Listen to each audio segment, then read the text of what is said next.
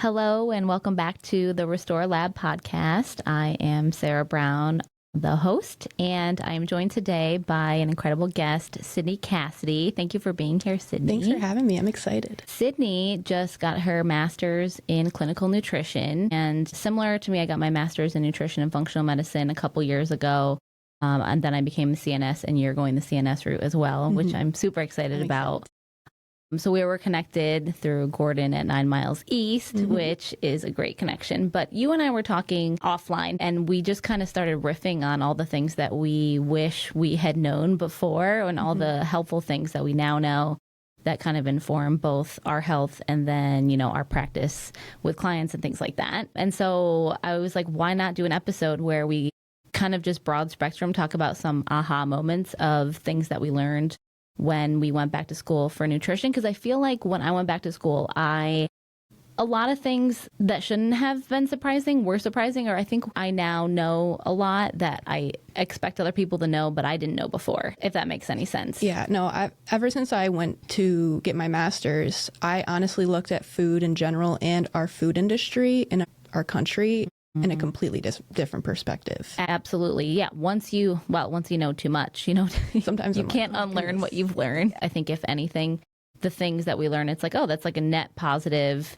thing where we can spin it in a, hey, let's focus on the foundations, not get swept up in the shiny object sort of thing. And that's kind of what we're trying to do on the Restore Lab podcast. It's a functional nutrition podcast where we look at health as multidimensional. So I think we're mostly talking about food-based things today, but I'm excited. Let's get right into it. So we're doing something fun where we're going to pull out of a hat, and Sydney and I both wrote down 5 surprising or interesting things or just random things that we felt were helpful that we learned when we went back to school to get our master's in nutrition. So do you want to go first? Sure. Let's see. Okay, we have gut health and fiber. Whoa, we start off with maybe the most important thing that there is. One of the less talked about topics, I think. Yes. I think this topic is very overlooked because social media, I think, has a big influence too, in a good way and also a bad way. It's a double-edged sword. Yeah. So there's this high protein marketing going on. And while protein is important, I think we're overlooking the importance of fiber. We totally are. As you know, I like to say, let's make fiber sexy, start a movement. Yes, I love that. You're in it. Make fiber sexy. I am. Yeah, so with gut health, I'm kind of leaning towards that niche. Good. Because I love the idea of an individualized nutrition, precision nutrition. Like I said, on social media, it's kind of overgeneralized with our health. But at the end of the day, everybody is different and has different physiological needs. Yep. So what works for one person may not work for the next person. So with fiber, if we're not getting enough fiber, that can lead to a lot of issues. And I know a lot of people who struggle with bloating, mental health, anxiety, or joint pain. And a lot of the times, maybe that's just inflammation in our gut because we're not getting enough fiber. We're not getting enough probiotics or prebiotics. But it's interesting because all those things that you just listed, most of them aren't, other than the bloating, that was the only gut symptom that you mentioned. So we can have these extra, we call them like extra digestive, extra intestinal symptoms, meaning symptoms that are not in the gut being tied to and related to the gut. Yeah. And that's when I think people don't make that connection because one, we're so out of our bodies these days that we're really not connected into how we're feeling and why we're feeling what we're feeling. It comes down to teasing through that. But I also am always trying to educate my patients and clients about how, hey, if we change something at the level of the gut and what's incoming, maybe one, what do we need to take out that could be causing gut disruption? That's a food trigger. That's, maybe, is it alcohol, stress being one? All of these, that's a big one. All of these things, herbicides, pesticides, toxins, things like that. There's a whole laundry list. Let's take out the things that we can, and then let's add in the things that are going to benefit the gut. The probiotics, huge. And then fiber being, honestly, that's like the lowest hanging fruit.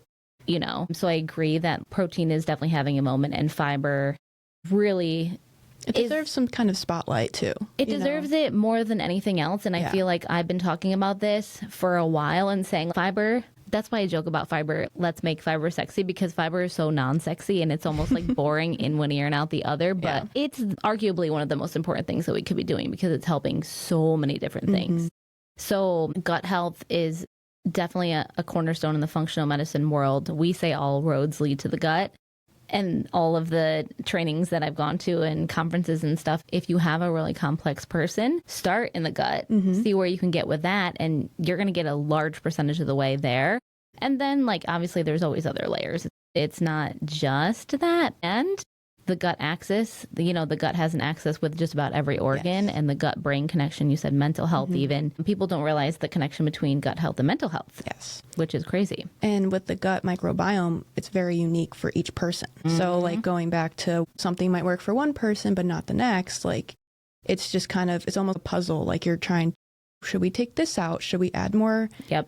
Add more fiber, add more probiotic rich foods, fermented foods, and prioritizing those short chain fatty acids. Kimchi. I love kombucha. Yes. Kombucha. I love, I get the Synergy brand.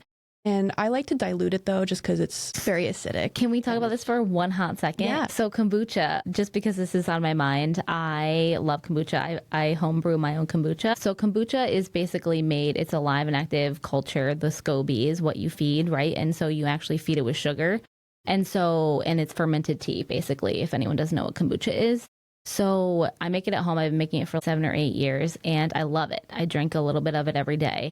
4 to 6 to 8 ounces. And I was nervous that it was causing glucose spikes because I'm like, okay, I see how much sugar goes into it with primary and secondary fermentation, but then it ferments. So the live and active culture eats the sugar. That's how it stays alive. So the sugar that goes in is not the sugar that you're necessarily drinking because it's getting eaten. Anyways, I just did a continuous glucose monitor test for a couple weeks, and mostly I wanted to see like what was happening because there's no label on my kombucha. And so I was like, I want to know. I'll have to cut it out if it's spiking me, and it didn't. It didn't even give me a blip. And I drink it actually in the afternoon to give me a little extra boost. And so I don't drink it with food or with a meal or something like that. Too. But anyway, that was like the biggest win from doing the continuous glucose monitor where I was like, thank goodness. Yeah, I want to do that because I think it's a great tool too. Just even it's cool. If you're not a diabetic, it's cool to see how you can experiment with different meals and different foods just to see how your body responds to it. And then you have that knowledge going forward. Yes. So a continuous glucose monitor is a little monitor that you attach to yourself, and it tells you in real time what your glucose levels are. And so it'll show you at every moment a graph of where you're at. And then it can show you, are you getting spikes and dips like a roller coaster, or are you pretty smooth sailing? Yeah, we don't want not the spikes, but like the little... We want like the little rolling hills. Yes, exactly. Yeah. I'm always like, listen, if you like roller coasters, great, but don't put your glucose on a roller coaster. We don't want them there. So it is nice, and then that ties back into the personalized individualism where we were talking about the gut, but even with blood sugar and things like that, what spikes one person might not spike somebody else, right? And so that's where I think it's always good to start with general recommendations, and then you can peel away the layers of the onion if something doesn't appear to be helping, kind of thing. Yeah. We could talk about this for the next forever, but let's move to the next one. Okay. Let's see what we've got. I just picked fiber. Oh my God. I think that just shows how important we both think fiber is. Yes. Which is really funny. Obviously, there's the different types of fiber. I think I put fiber on here, one, because like I said before, it's the lowest hanging fruit of how can we improve health. And it's the cheapest, easiest, most accessible way. One thing about fiber that I will always caveat is if you're not used to eating fiber, if somebody's eating a standard American diet, you can't just fiber max, as they're calling it these days. You can't just go from eating, 10 to 15 grams a day to eating 50, because then you're going to be like double over, bloated, gassy. And then you're going to be like, oh, I don't want to do this again. And it's about slow baby steps. Exactly. Yeah. I always say low and slow, like brisket. Fiber's got to be the same way because your gut has to be able to digest it, right? And so really fiber is food for our gut. It's non-digestible to us, it's food for our gut. But a quick note on things that fiber is doing for us. It's helping with the gut microbiome. It's direct food for the gut microbiome to then make those short chain fatty acids, which are anti-inflammatory signals. It's helping with lowering cholesterol. It's helpful with lowering blood sugar or stabilizing blood sugar.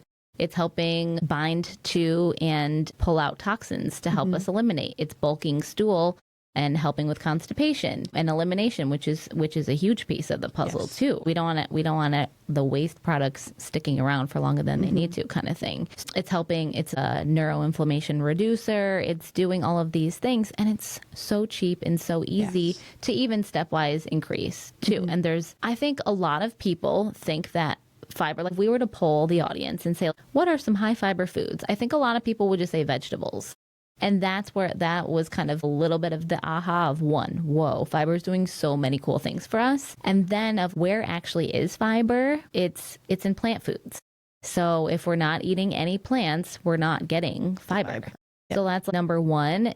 You don't have to be plant-based as in vegetarian or vegan, but you have to be plant forward, I always say. We need to be eating plants. So fruits, vegetables, nuts, seeds, whole grains are all great sources. Beans, legumes, can't forget those. So those are some of the biggest sources. So, I mean, starting with vegetables, great, right? But I think people think eating a salad that has greens in it is like a ton of high fiber, and we love them for a lot of reasons. Like the micronutrients. Yes, but it's not necessarily the fiber. So it's roughage that can be helpful, but it's not high fiber source.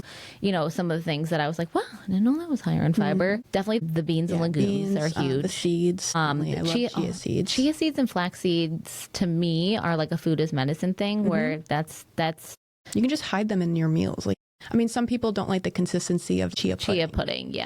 But then they can go flax, and you can sprinkle it on. You can put it in baked goods. You can sprinkle it on salads. You can mix it into sauces. It's essentially flavorless.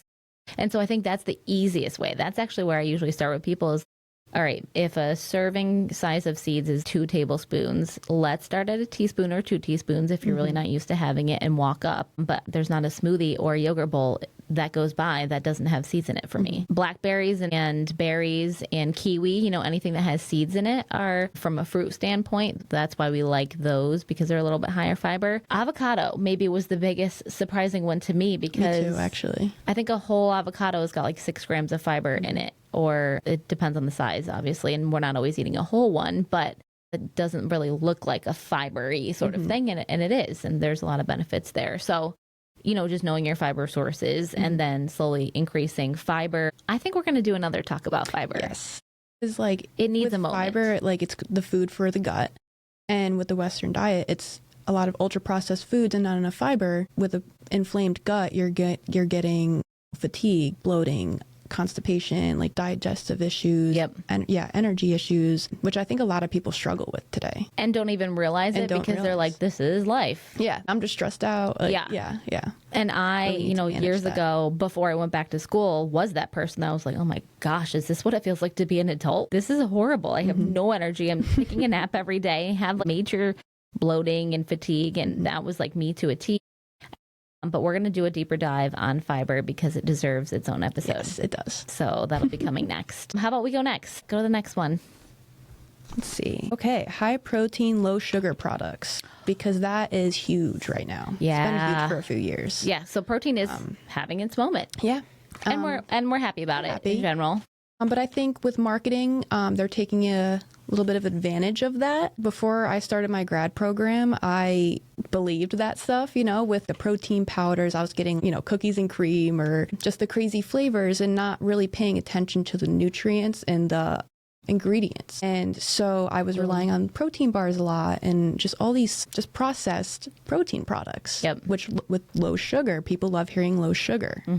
And now it's if something says high protein, it's like grab. Yeah. Because everyone's hearing protein is important. Everyone needs protein. Like I saw high protein cereals, the protein Pop-Tarts. Oh, that makes me so mad. Me too. You want to know what they have now? We've really gone off the deep end. Protein water.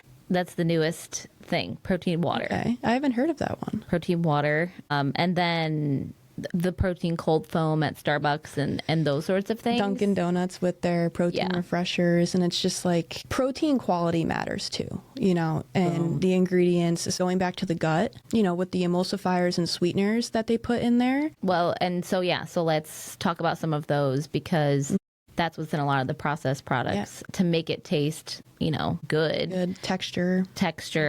We're seeing all the gums, the gelling gums. The major two that I am like I put back on the shelf, especially are carrageenan, and P80, polysorbate 80, because those are two that specifically have been shown to be like potentially cancer causing or really actually like harmful.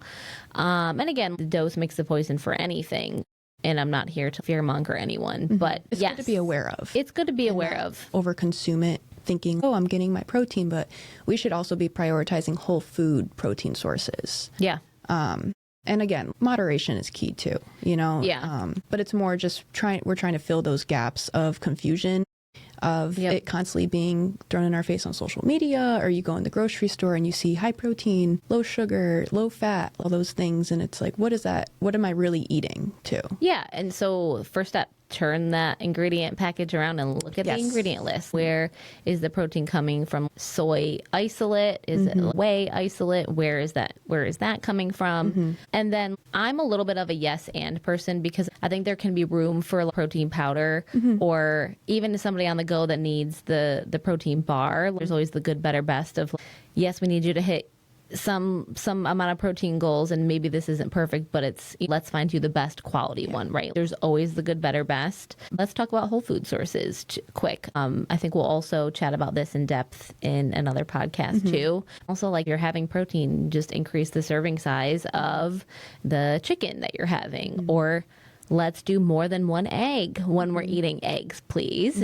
And like, let's do 2 or 3 eggs, or adding egg whites. That too. I do that too sometimes. Egg white cold foam is now the thing that I'm doing, because I saw that. That's a really good idea. It's a whole food ingredient version of a cold foam, and it's very frothy. It doesn't taste like anything, but you're still getting you could add like an almond milk or something to it. Yeah. And egg whites have a ton of protein in them too. So there's a spectrum of things. From the protein powder standpoint, you definitely got to know what's in there, right? Yeah. There are definitely high quality ones out there. I like to get ones that are third party tested, because that means that they are looking at what's in there and it's not contaminated or have all the additives and sorts of things. But definitely, like, always top tier whole foods. Yes. From whether animal and or plants. I'm an and person. I forget. Yes. You want diversity. Yeah. You do plant and animal. I do both, yeah. Yeah. But I think also with the protein industry, protein marketing, it's also heavily marketed towards the gym goers, people who are lifting weights and just want to increase muscle size. But, we need leucine too, because that's great for muscle protein synthesis. Yep. And so you can get, I think the recommendation for optimal muscle protein synthesis is about 2 to 3 grams. 2 something, yeah. So you can get that from chicken, beef, eggs, Greek yogurt, soy protein like tempeh and tofu, edamame. Okay, this is for both the protein and the fiber standpoint. I love telling people about dry roasted edamame. The Sea Point Farms one, I get a big bag of it at TJ Maxx for $4.99. And that is always my go-to when I just need a little extra something, or if it doesn't feel like quite enough, because there's 13 grams of protein in one serving, which is 1/3 of a cup, and 6 grams of fiber. So, hey, if we can get our protein and our fiber together, which is why I do like the plant source versions. Because you're getting a lot of bang for your buck. Yes. Yeah. It depends on what your goals are. Some people can't tolerate some of the plant-based versions or the amount that you would need to get to a protein goal. So it depends on the state of the gut. It depends on what are your goals. How active are you? What's your age? We need more protein as we age. All of those sorts of things. Don't just look at protein on a highly processed package that says protein blank and think that just magically makes it okay. It doesn't. It's marketing.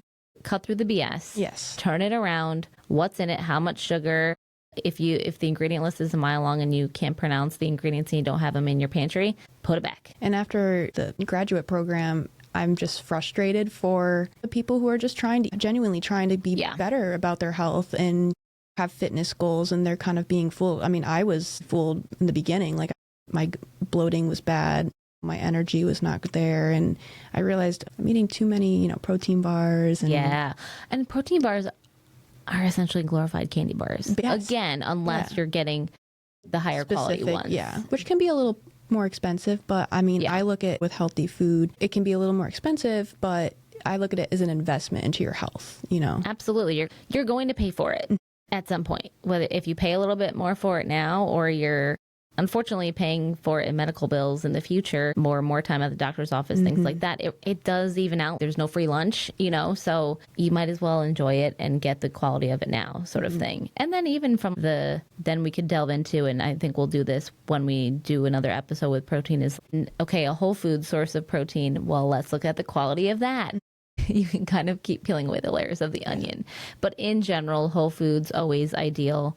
And there can be some simple, easier ways or hacks or things to ramp up protein. I'm talking to people about layering in, right? You could add nuts on the top of your salad. Again, are you just increasing the serving size of the piece of chicken from maybe a teeny little bit to a bigger piece, and then prepping ahead? There's a lot of fairly easy ways to do that. Yeah. And I think people sometimes stress about meeting those, I need to eat this many grams of protein a day, eat this many calories, and this many. And sometimes that can just add stress. It can.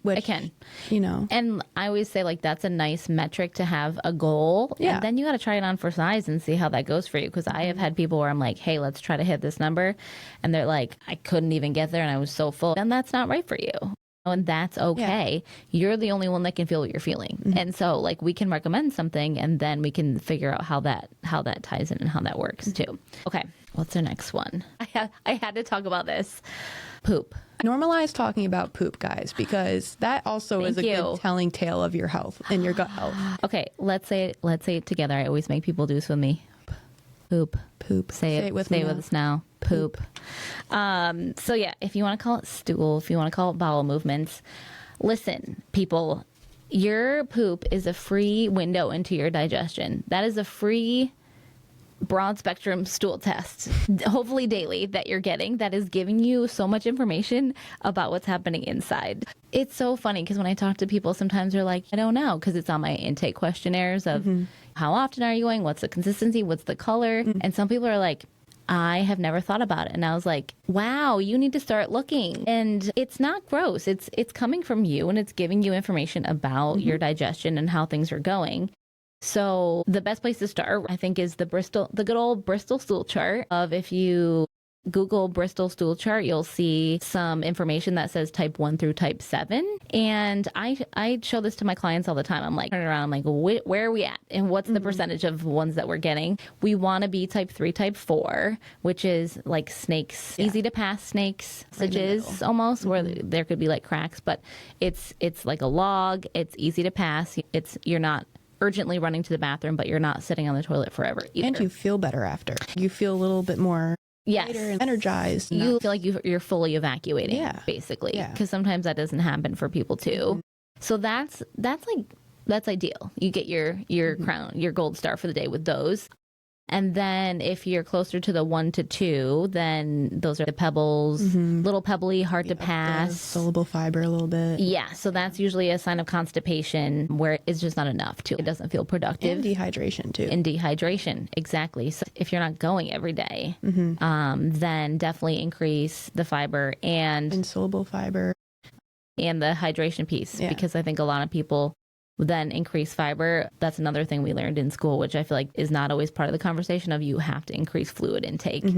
Give people the sink analogy. If you look at a sink and then the piping underneath the sink, if you have food going down the piping, but there's no water to flush that food down, that food's going to get stuck. And our intestines are essentially that piping underneath the stomach sink. So I think that's a good analogy to think about, that we do need hydration for that too. Yeah, definitely. And then, 1 to 2, constipation picture, 3 to 4, 5, 6, start to get looser. 7 is like straight up diarrhea. And that's more of, there's definite signs of inflammation. And then there can be multiple reasons for that, but kind of scaling back a little bit. Maybe it was too much fiber.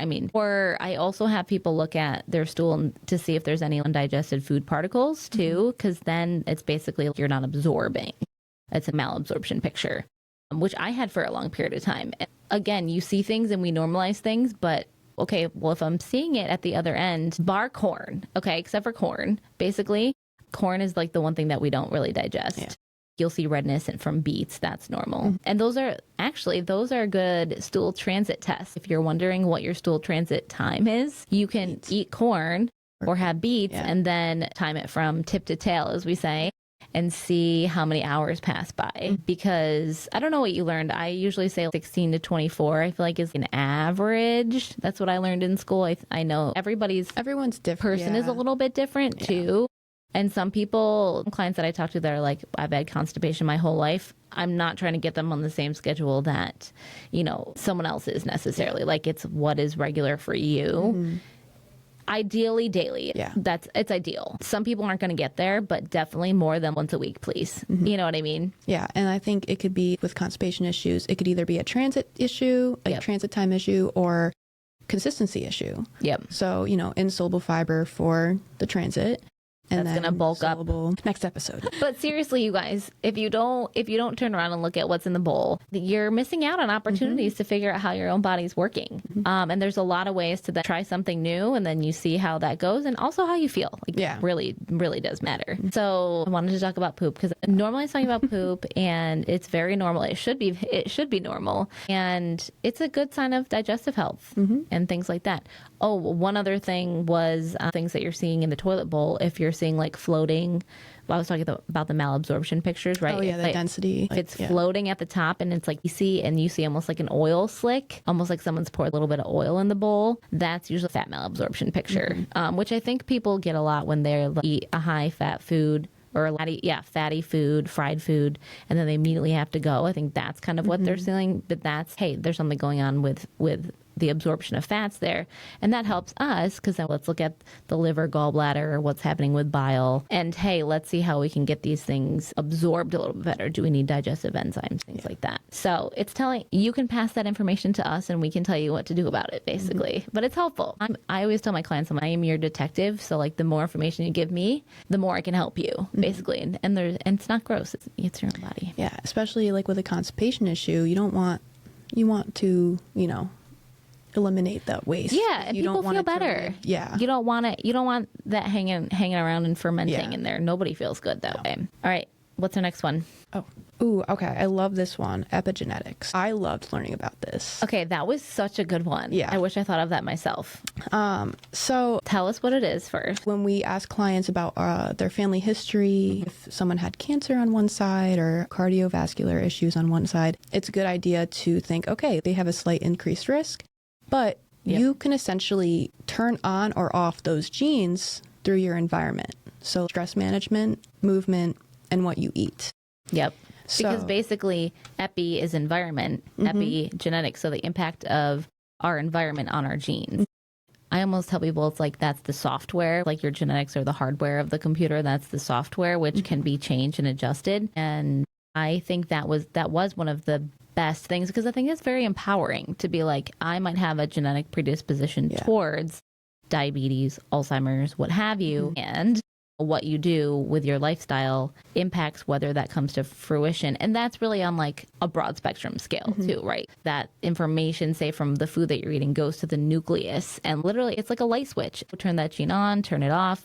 Same thing with cancer genes, right? Are we turning that on? Are we turning that off? And it's not that simple, but it's the whole way you're living your life in terms of all these markers: sleep, stress, movement, food, all of these things. And food, I think, is like a really cool way too, because we know from the science, food is medicine. Because food is medicine, fuel and medicine. Yes, exactly. There's all the NRF2 activators, where I love learning about stuff like that, where green tea and the antioxidants that are in berries and things like that, these are known compounds that literally turn on the antioxidant response element. Polyphenols and flavonoids. Yes. And I think often you hear people say, I just have bad genetics, but what if we told you that you could have a sense of influence on whether that's turned on or off? Increasing your B vitamins, methionine, choline, that has a big role in methylation. Methylation is like essentially the on or off switch for those genes. So with ultra processed foods, if that's what you're consuming too much of, that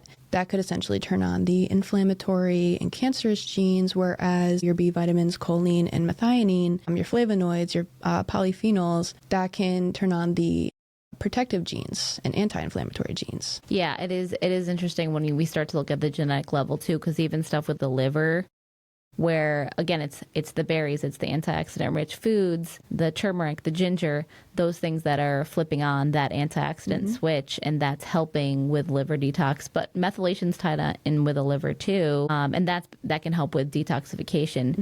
The interesting thing too, delving one level deeper about SNPs and the SNPs, the single nucleotide polymorphisms, of you can have these basically genetic changes or these genes. There's the COMT, the MTHFR, SNP for methylations. What's interesting is that if you start to do deeper testing, you can see if you have some of these polymorphisms, which might set you up for being a slower methylator, or maybe you don't process vitamin D the same way. And so that's where that individualization comes from. Of we're not at the stage where we're doing testing like that for everybody, but those tests do exist to see if you have some of those genes, and then you can be like, okay, we're gonna ramp up those methylation nutrients, and that's gonna help rev that pathway up more. So yeah, it's the individualization piece, and it's, hey, there is a lot that you can do. You know, you can't control everything, but control what you can control. Yeah. And I think a lot of people pay too much attention to like the baseline nutrition of like the basics of, oh, get your protein, your carbs, your fats, but it's like, yeah, but everybody has different needs of the amounts that they should be reaching. And yes, based on just their genetics and lifestyle. Okay, that's so funny because the one that I just picked was micronutrients, and you totally teed me up for that because you were just talking about all the macronutrients, which is where people are like, count your macros. Your macronutrients are proteins, fats, and carbs. Where are we talking about micronutrients? Yeah, those are the tools of taking those macros and utilizing them for all the processes in our body. Yes. We need to be talking about micronutrients. Like, okay, let's talk about fiber, let's talk about protein, but let's talk about micronutrients. That was one for me that really hit home of, one, where to find micronutrients, and two, the importance of it in nutritional biochemistry. When you start to look at the energy pathways of all the micronutrients needed to run those, starting to look at the liver detoxification pathways, of building hormones and neurotransmitters, all of these things that are needed to also build stomach acid and maintain stomach acid. So what are micronutrients? Good question. Micronutrients are vitamins, minerals, and then I like to put phytonutrients on that as the third bullet point there. But basically, like you said, they're the tools. So there are our vitamins. We have our fat soluble and our water soluble vitamins. And then we have our minerals that are, the trace minerals and our essential minerals, our magnesium and our calcium and iodine and zinc and things like that. And so we need all of these basically in small amounts. So that's why micro, right? We need them in small amounts in order for the body to function properly. And I think this is such a big unlock because I think that's what we're really missing in the standard American diet is that we have a plethora of macronutrients. We have an overabundance of calories, of fats, of carbs, of sugar, of all those things. We are really, really severely lacking in the micronutrients. And if you look at it like a math equation, right? If you need A plus B equals C, and you only have half of B, or the vitamins and minerals are like cofactors or coenzymes. So you can still run those pathways, but they will run optimally. They will run like zoom, like they're supposed to, if they have all those things. When we're breaking down fats and glucose for ATP for energy, all of the micronutrients needed in that mitochondria or in the electron transport chain. What do we have? We have magnesium, we have B2, B3, we have copper, iron, we need water. So those are the basic things that are needed for the basic functions of the body to do what it needs to do. Yeah. And we don't want to just survive. We want to thrive. Yes. And so, hey, everyone, that's why you should be eating whole foods, because basically those are what are stripped out of highly processed foods. Exactly. The process of all of these prepackaged goods, which last I saw, I think is over 50% of our food. I think it's 60. Is it 60? Yeah. Oh my goodness. And you're just stripping those nutrients or micronutrients, and you can get the macros, but you also need those micros to be the tools. Right? And the cool thing is that animal products do have vitamins and minerals in it too. Animal products are going to have some things that plant products don't necessarily have. And you said exactly B12, heme iron, which is more bioavailable, by the way. So your body takes that and uses it a little bit easier than any plant-based like non-heme sort of iron. And then zinc too. Oysters and seafood have a good source of zinc. So definitely animal products still definitely have micronutrients. I think the benefit of plant foods is that they also have the phytochemicals and the phytonutrients, and that's that extra category that are plant superfoods that animal products don't have. And so our vitamins and minerals, super important, super necessary. You know, magnesium is doing 300 things in the body. And, you know, we need magnesium for our stomach lining. We need B6 for that too, for breaking down proteins. Once you start to see what micronutrients you need in those specific pathways, it makes you want to eat those, you know, whole foods so much more. I think that was a huge unlock for me. Me too. Yeah. And then you also learn to get a little creative with your meals too. And you do feel better too. Once you keep eating those whole foods and just prioritizing getting the diverse diet, you will feel better. Yeah, absolutely. When we're stressed, we blow through minerals very quickly. So then we sometimes need more of them, like vitamins. So the fat soluble vitamins can be stored. So A, D, E, and K, those can be stored, but our water soluble vitamins, our B vitamins, vitamin C, if we're not using them on the daily, we're peeing them out or urinating them. So that's why we need to have them keep incoming on a daily basis. I'm a very food first, supplements are supplemental. Me too. And they can be necessary for somebody who's down and out, super stressed, super fatigued. Hey, let's do a B complex, a B vitamin complex to rev up those energy pathways a little bit. And then you might have enough energy to start to make some of the lifestyle changes. And talking about the micronutrients, I'm a fan of a multivitamin mineral supplement for most everybody. They all have such varying amounts of things in them. So you do want to find the right one for your needs. And obviously the supplement industry is not well regulated. So that's important to know the brand.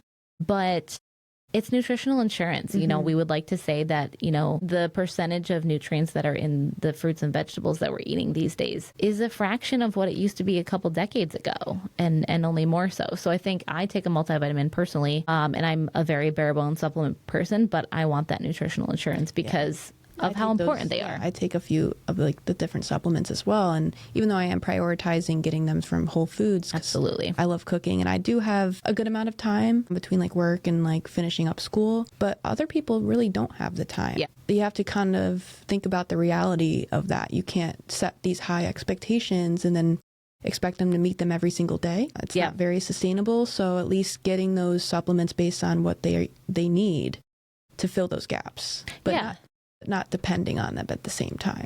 Well, you can never out supplement your way out of a bad diet. Exactly. You know, and it just won't work. Then everyone's like, that's expensive urine. But I think, again, it's like a risk versus reward. The reward of a multivitamin, which is not costly, is worth it. Being deficient. I think an important supplement is vitamin D.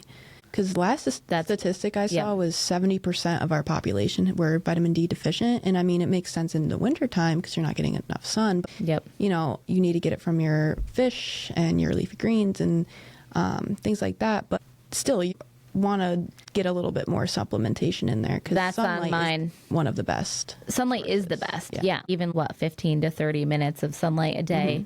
When we ever see the sun. Sunlight is the best way. And there's some fair food sources. For me, I'm doing a multi and I do a vitamin D3 K2 supplement.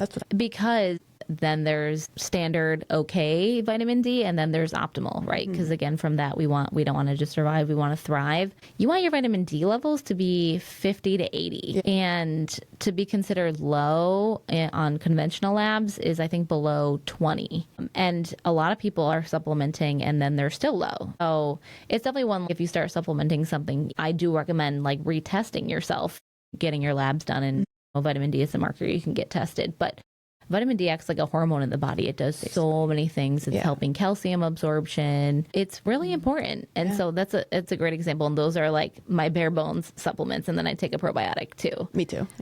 Should we just delve into probiotics? Because I think that was my last one. Okay, so that leads into the third one. I take a multi, I take a vitamin D3 K2, and then I take a probiotic. Just because that was another thing. The whole probiotic world is, I think, fascinating.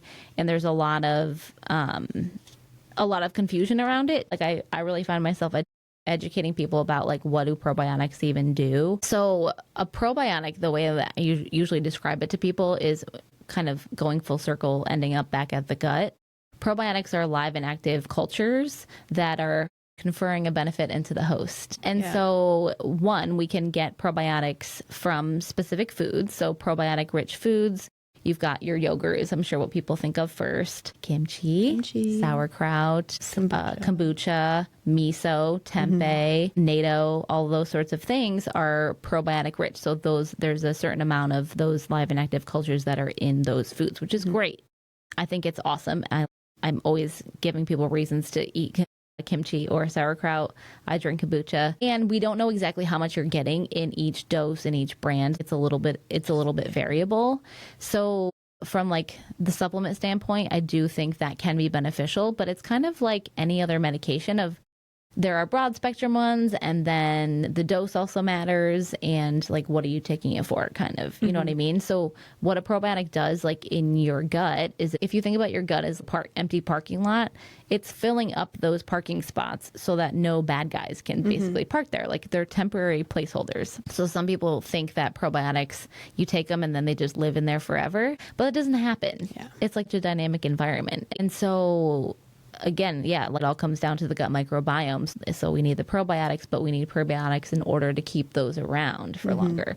So let's talk prebiotics. Those tend to be in prebiotic fiber-rich foods. Jerusalem artichoke, I think, is the biggest one, but where do we see Jerusalem artichokes? Just artichokes themselves have it. Asparagus, beans, I know cocoa has it, garlic, onion. Leeks. I just started using more leeks, and leeks are incredible, everyone, by the way. They're delicious. I feel like it's almost on brand with like a scallion, a green onion, where it's a softer version of like an onion. Yeah. Would you agree? I agree. So those are prebiotic fiber rich foods, which again, you can get from Whole Foods. So doing a combination of those with some of those probiotic rich foods within a week is an incredible thing to be doing for your gut health. And good gut health is the basis of great health in general and immune system. And why is the gut health so important with immunity? You want to tell us? It is 70% of your immune system lies right on the other side of the gut. And so that's where, again, that's kind of coming full circle of why is gut health so important. Your immune system is right there fighting the fires on the other side. And it, like we said earlier, it affects a lot of different processes in your body, especially with some symptoms, whether it's, mental health issues, fatigue, the bloating, the digestive issues, joint pain, just inflammatory kind of symptoms as well. That could come back to the gut. Yeah, exactly. So it's important, start there, start in the gut, eat your probiotic, prebiotic rich foods, chew well, eat your fiber, hydrate, and like see how far that gets you. Diversity is super important. We talked about that for the gut microbiome, especially that the gut microbiome loves variety. So do that. That's going to get you a far percentage of the way. And then obviously there's other important pieces too. We have a couple more. You want to go ahead? Yeah. Let's see. I wanted to talk about pesticides a little bit. I think people have a right to have awareness of our food and how it's produced, because before I started grad school, I had no idea about like glyphosate and glyphosate, Roundup. Yeah, I found out it was in like my oats I was eating every single day. And I'm like, what the heck? I know. And Dave's Killer Bread. I used to love that brand. This was 4 or 5 years ago, but I recently saw that they came out with like very high levels of it. And when they tested it, I didn't know that. So yeah, like anything that's, generally wheat, especially GMO crops, a lot of things that are in the conventional agriculture, because it's like mass produced, those are sprayed with Roundup, or glyphosate is the most studied one of causing so many issues. And so that's where we start to talk to people about organic. I'm always like, to organic or not organic? Yeah. The Dirty Dozen, the Clean 15. If anyone doesn't know what those are, I think that's the biggest takeaway of the pesticide conversation is the Environmental Working Group, EWG.org, puts out a list every year of the Dirty Dozen, which are the 12 fruits and vegetables that are the most heavily sprayed with pesticides. So the Dirty Dozen is like, hey, if you're only buying certain foods organic, focus on the Dirty Dozen as the ones that you do prioritize organic. And they just came out with the 2026 Dirty Dozen like a recently. Few weeks ago, right? Yeah. It's usually the same-ish, right? On that list is always spinach, kale, collard greens, strawberries are always top, blueberries, What was interesting this year is potatoes made it on the list, which that I think is the first time. That was the only one that surprised me this year. I think peaches and nectarines are on that as well, because those have that fuzz that, you know, can hold on to that really easily.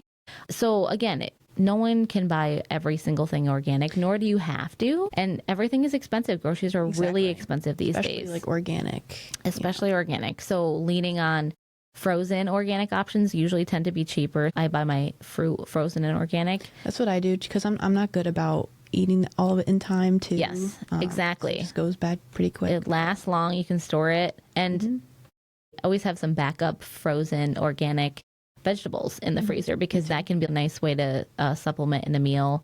Throw that in and really bulk up the color in the meal. And those things are generally flash frozen, so they still maintain their nutrient content for the most part. And then the Clean 15 is the list of things, which is a non-surprising list of the things that you don't have to prioritize organic as much.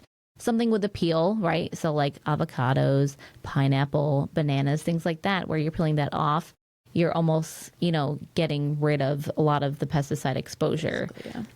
Or cabbage, I always take out the outer couple leaves where you can see the pesticides. You know, you can see that shimmer on there sometimes. Not always. You know, unfortunately, if it was that easy, you could see where they were and where they weren't. But one thing I like to tell people too is you can always do a baking soda bath, where you can just put all of your fruits and vegetables in a basin and then do a teaspoon of baking soda and let them just sit there for 15 minutes. And that actually helps to remove some of the pesticides as well. So it's like a cheap at-home option too. I didn't know that. I like to do the baking soda option too, just to clean them in general. But I didn't realize that could be. It's removing some of the herbicides and pesticides. Yeah, there's studies on it. So that can be helpful. That's one of those things where when we talk about living in a toxic soup, pesticides, those are incoming. Those are impacting us at the level of the gut lining, can potentially cause leaky gut and things like that. And so, you know, we do what we can. We do want the whole foods. I will always say too, with that conversation is, because I don't want to scare anyone into not eating a vegetable if it's not organic. The general consensus